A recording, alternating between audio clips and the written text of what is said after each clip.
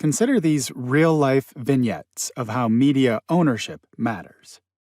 ProPublica, a nonprofit news outlet, pours through a vast trove of data to reveal that many of America's wealthiest citizens, Elon Musk, Jeff Bezos, and George Soros among them, in some years legally owed not a single dollar in income tax to the U.S. Treasury, sparking a national conversation about potential changes in the law.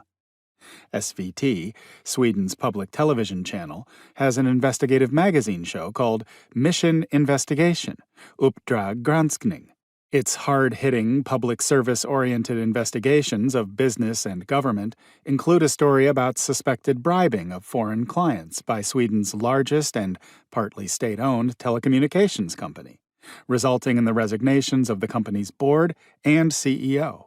Shortly after Go.com, the internet arm of the stock market-traded Walt Disney Company, purchased a 5% stake in Pets.com, the Pets.com sock puppet, a cute mongrel dog, starts appearing on news programs of the ABC television network, also owned by Disney.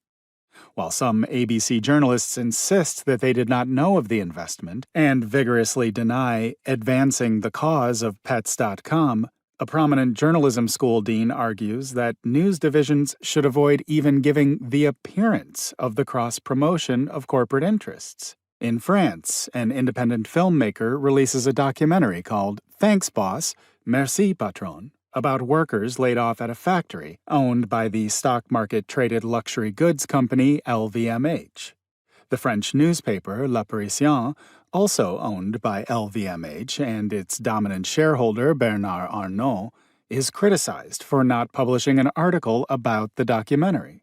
When the company owning the French newspaper Le Journal du Dimanche announces that its new editor will be a controversial journalist seen as sympathetic to the far right, the newspaper's journalists launch a strike in protest. In the ensuing public debate, critics suggest that Vincent Bolloré, the dominant shareholder of the stock market-traded company in the midst of buying the newspaper, is seeking to transform the publication from a forum for diverse opinions into a partisan instrument of ultra-conservative causes and candidates, just as he is accused of having done at the cable channel CNews.